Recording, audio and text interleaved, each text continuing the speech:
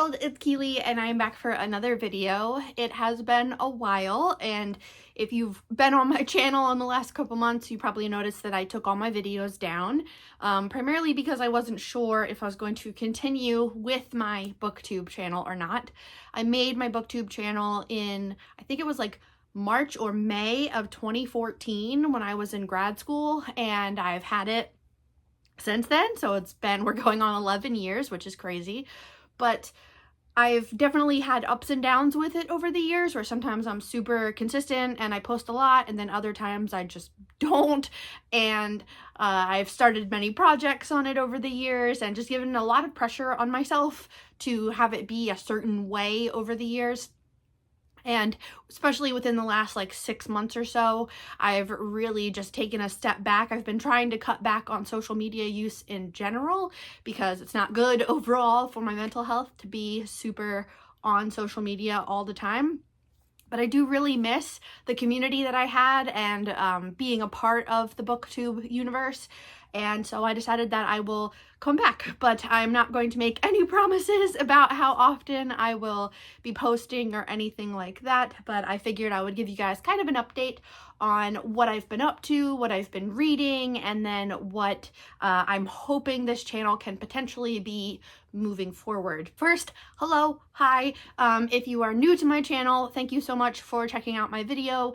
My name is Keely and I read a lot of different things, but my favorites fiction-wise are definitely fantasy, sci-fi, and then some horror. I also really love reading books for like middle grade audiences and kids, particularly ones that have to do with fantasy, horror, darker themes that can be approached for kids to learn about and talk about. So I have a lot of this bottom shelf here is all of my graphic novels, and like other large books, primarily all of which are like spooky but aimed towards middle grade audiences, because it's really healing for my soul, for like my inner child, to read about spooky things, scary things, stressful things that are aimed at kids, and know that it will be okay and that you can come out of it. So that's kind of what I love, those types of books. They would have benefited me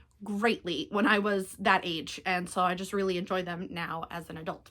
In terms of nonfiction, I also read a ton of nonfiction. I really enjoy history books, specifically looking at anything from really like the 400s to the 1600s is definitely like my bread and butter. That's what I enjoy the most. Typically, I have not really had a focus in my nonfiction reading on anything like current history or United States history, because my experience with history classes in school was very boring, very whitewashed, kind of one narrative, and I was just not interested in that. But especially in the last few months living in the United States, I've been very much interested in going back and re-examining the things that I was taught as a kid that went to public school, and then I went to a state school for college, and then I went to an Ivy League for grad school. And even at all of those different steps along the way, the narrative never really changed. Even in grad school, and I went to grad school for social work, I will say that that's probably when I was challenged the most with what I was taught, but it was one class. It wasn't really an overall, a comprehensive look at the things that I was taught or the things that we were taught or would be experiencing in the universe. If you can see movement, I have a Chihuahua. Her name is Zoe, and she is in her bed right here trying to get comfortable. But this is going to be kind of like a rambling video. We'll just kind of see how this plays out. I have been very much in a nonfiction kind of reading kick for a while now.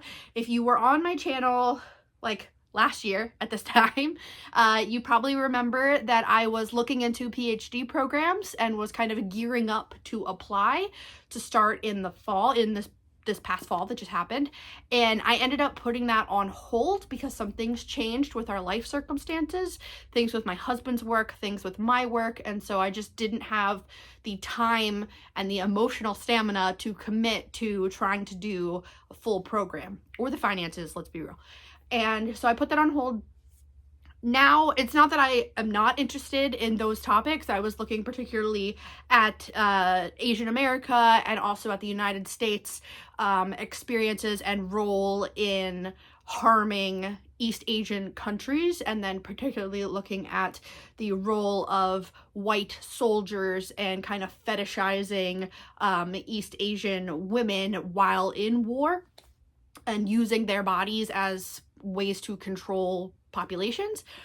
So very deep topics. I'm still very much interested in that. I still have some of the books that I was reading. They're still here. They're still on my other shelves over there. Still something that I'm very much interested in, just not in a full academic program at this time.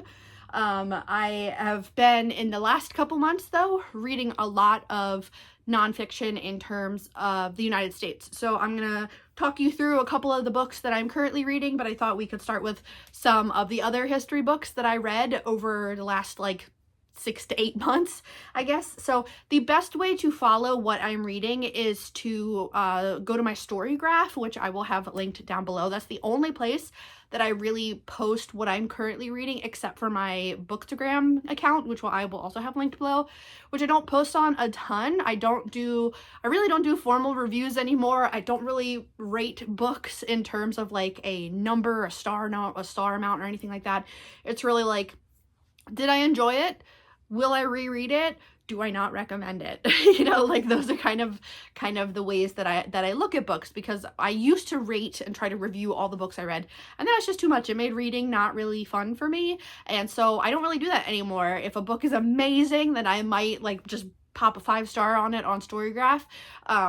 But a lot of the times I just put the date that I started a book and the date that I finished a book, and that's it. And then I might talk about it on my channel. I might talk about it with friends. But really, reading for me is a very like engaging personal thing, even though I have a public YouTube channel where I talk about books.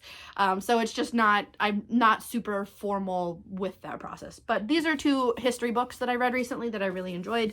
So the first one that I read came out within the last year. This one is Oathbreakers by Matthew Gabriel and David M. Perry.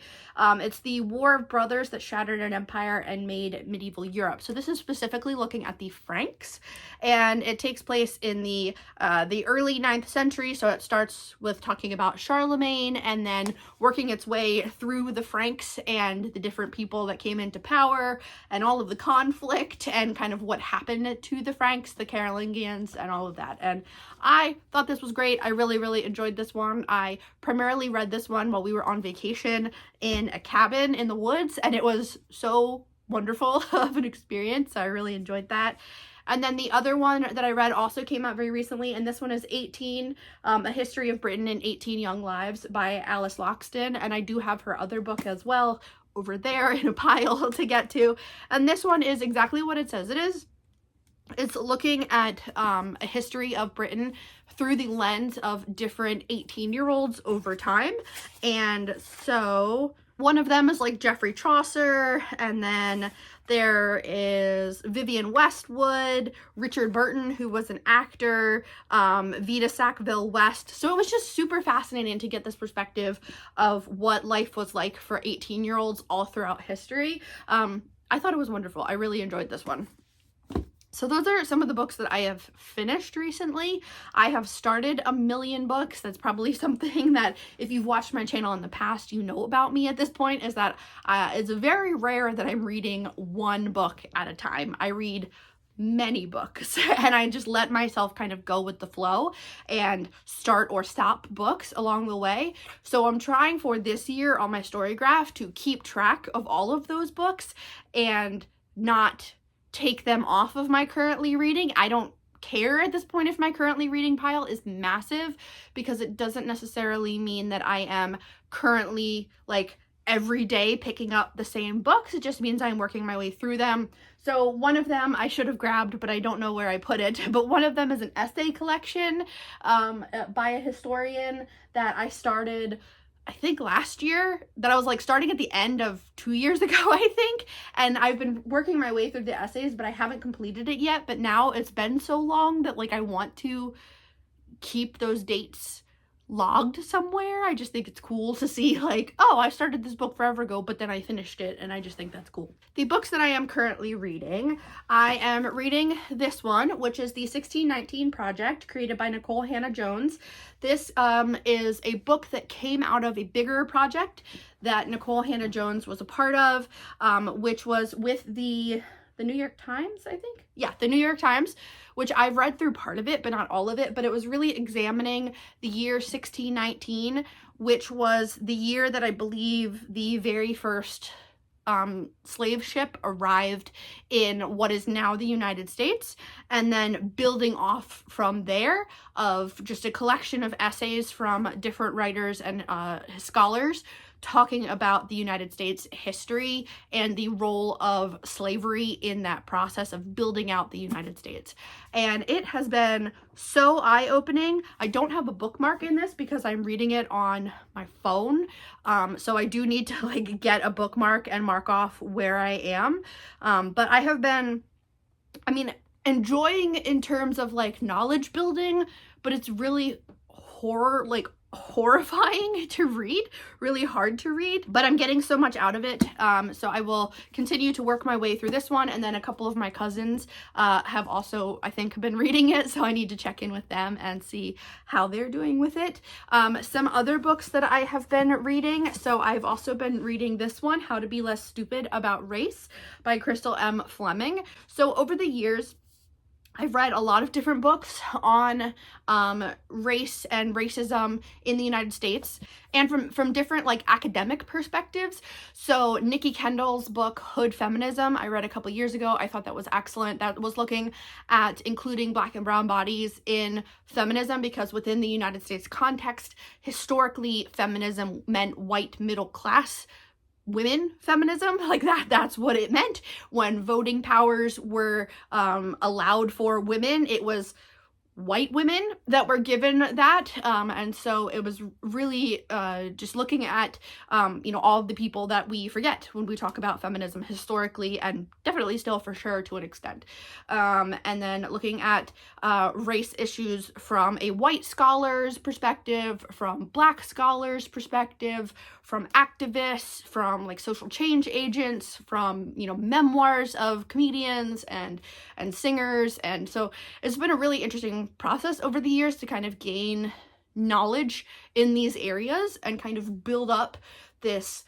foundation of my own experience as a United States citizen, as a white woman that grew up in the United States and benefited from and continues to benefit from the foundations that the United States was built on, which was primarily on slavery, and especially going to an Ivy League university, which has its history in slavery in terms of accepting money from enslavers. And so it's been a really eye-opening process, and this is something that I want to continue to talk about more on my booktube channel, is not only the importance of educating yourself, but then on also how to find those pieces of your education that are missing and find resources that are helpful. And so that's something that I want to, I haven't really thought this through completely yet, but I have my master's in social work, so let's step back. I have my master's in social work. I got it 10 years ago, which is insane to think about at this point, that it's been 10 years.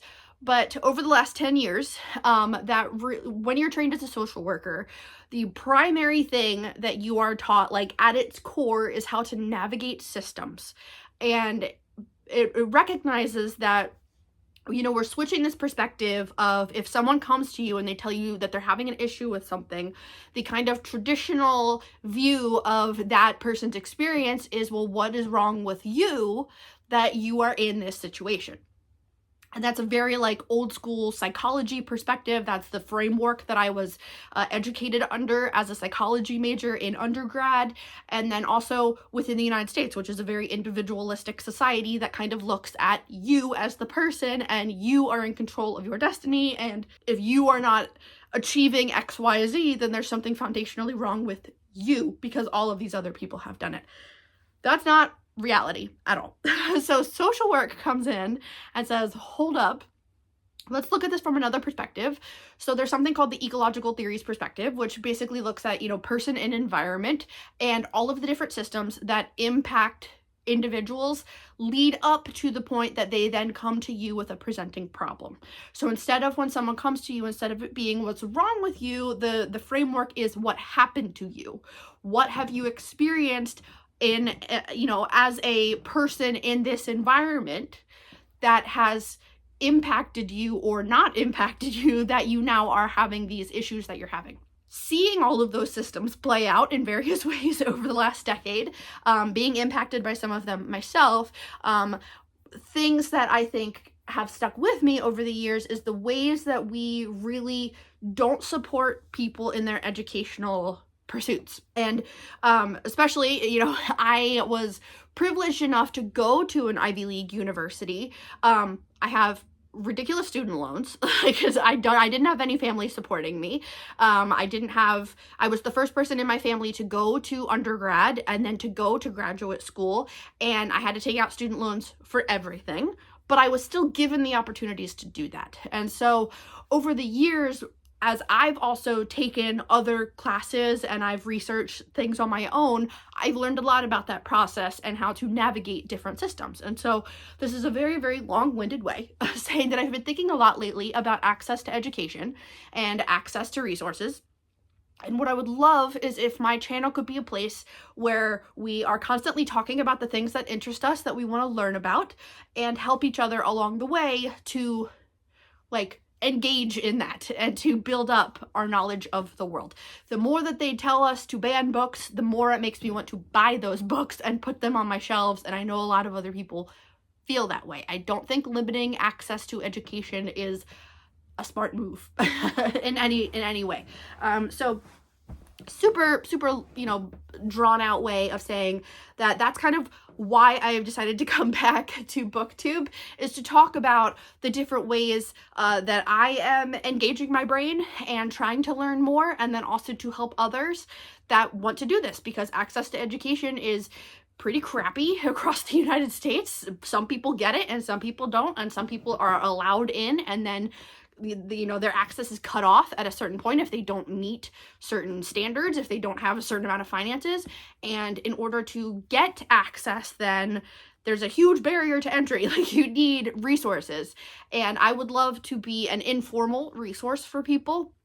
I've never done academic counseling or anything professionally. That's not my field, but as a person that's gone through it, I would love to try to help people that want to try to learn. So whether you're looking to be in a formal program, you're already in a formal program, or you just have something that you want to learn more about but don't know where to start, this is my invitation to you to leave a comment and I will try to help you in any way that I can. Basically, I think that it's super important that we help each other, that we build a sense of community, and that people are not in isolation as they're trying to do these things, because I spent a lot of my time in college and in grad school and since then as a one-person show.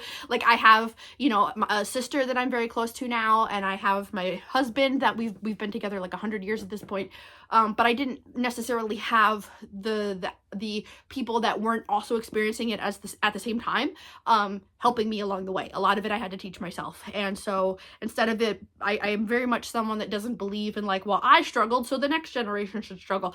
No, I think that's bullshit. I struggled so that the next generation hopefully won't have to, so that things get better for further generations. So okay, let's go back to what I've been reading. Another book that I have been reading right now, this is kind of hopefully going to be my focus as well, is All That She Carried. And this book is by Tia Miles, or Tia Miles. I have to look up specific where the emphasis is in her name.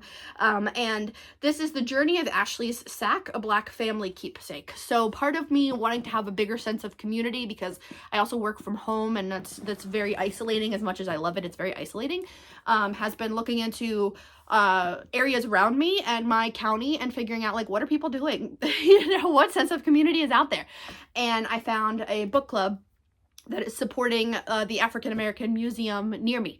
And so this was the book that they read last month that I didn't get around to reading. So I'm pretty bummed about that, I wasn't able to engage in conversation with them about this. But as you can see, I've started it. I've read the first couple chapters. My husband and I, every weekend, as long as the weather is good, we try to go to a local park that overlooks a lake and just sit in nature and take about an hour or so with coffee and a book and just kind of relax and read. And so that's where I've been reading this one. So I'm not nearly as far into it as I would hope, but my plan is to continue my way through this one. So this one, it's a nonfiction, and it's in 1850 South Carolina. An enslaved woman named Rose faces a crisis, the imminent sale of her daughter Ashley. Thinking quickly, she packed a cotton bag for her with a few items, and soon after, the 9-year-old girl was separated from her mother and sold. Decades later, Ashley's granddaughter Ruth embroidered this family history on the sack in spare, haunting language. Historian Taya Miles carefully traces these women's faint presence in archival records, and where archives fall short, she turns to objects, art, and the environment to write a singular history of the experience of slavery and the uncertain freedom afterward in the United States. And so when this book came out, I saw it everywhere, but I didn't necessarily think that it was one that I would pick up at this moment to read. But then I saw the book club was reading it, and I was like, oh, perfect timing. So it's been really painful to read, but I think that it will be overall a really good book for me to read and to get this education on what this family went through and the historian's process of doing the research into this family. So that one's been really interesting. This is also another conversation that I've been having with people in my life. Is like, you know, the world is kind of on fire and it has been for a while for a lot of people. And it can be really hard to have the emotional bandwidth to be able to engage with social media or the news or whatever. It's this balance of staying informed while also staying like alive and motivated, where you have to figure out what works for you. And some people have the privilege of not needing to be informed, and other people do not have that privilege. And I think it is particularly important for white people, but also for everyone, to try to engage with hard things and experience things that are hard. Now, this is a very privileged thing to say. Experience things that are difficult and let yourself be uncomfortable, particularly looking at my fellow white people. I think that we tend to shy away from hard conversations and things that suck about the history of our country. And I would encourage people to engage with it and to learn more about it and to just be okay being uncomfortable. I think that's the least you can do. Obviously, everyone's life circumstance is very different, and you're going through a lot, and I'm not diminishing that at all. This is, again, a very privileged, you have the emotional bandwidth, you have access to resources, you can understand the historical context and the historical language and know how to navigate the systems to get that education, and then also how to apply it and, you know, work through theory and historians' language and all of that stuff. So I recognize that. But so while these books are hard to read, they're not enjoyable in the sense that this is like super fun fantasy stuff. I think they're important to read. And so for a while, in this moment in time in my life where I have the emotional capacity to take this on and to educate myself, I'm going to stick with it for as long as I can. And I hope that others will join me. I know that there will be some people that are not thrilled to have my channel be more than just like fantasy and stuff, but I don't really care because it's my channel. And so if you want to stick around, if you want to read any of these books with me, please let me know. If there are things that you're interested in researching, if you're looking into colleges, looking into graduate schools, you know, whatever, feel free to throw questions at me about that process. I've been out of the formal schooling process for 10 years. I did enroll in community college near me to take a course soon. It's supposed to start next week, but I don't know if it's going to because only like 4 people have registered. So I don't know if they financially will say that the course can happen. I'm hoping so. And if yes, then that's something that I will also talk about on my channel, because I definitely love the channels of people that are in academia and are, you know, in any capacity, whether informal or formal. I love all of that. So I just want to have this kind of outlet to talk about books and education and helping people and build a sense of community. And occasionally, you know, at some point my brain will switch and I'll go back to fantasy, and then it'll switch and I'll go back to nonfiction. And so that's just kind of how it goes. But this was a really, really long rambling video that I hope I don't delete and actually post, saying that, hi, I'm back. If you have stuck around from the start, holy crap, thank you so much. If you're new to my channel, thank you so much. If you have ideas for videos, please let me know. I did not forget. Someone last year asked me if I could make a video about how I come up with a syllabus to teach myself things, which is what I was creating at this time last year when I was looking into PhD programs. I did not forget that. I have to figure out how to film it and get my thoughts on paper so that it is useful to you. So if you're still around and that is the question that you asked, I see you. I did not forget. I have thought about that so many times and have felt so guilty that I haven't posted anything about that. But it is absolutely something that I will figure out and will post, because while I don't have a formal syllabus that I'm working from right now, I do have specific people and time periods and terminology and things that I am looking into, and so I can walk you through how I get even to that point. All of that to say, hello, I am back. I have missed you guys so much. If you have a booktube channel or a YouTube channel, please let me know. I would love to support you guys, and I hope that you'll stick around and that this can be a good place in the universe for people to come to and, yeah, just support each other. So thank you so much for watching. I hope you all have a good day, and that's it. Bye.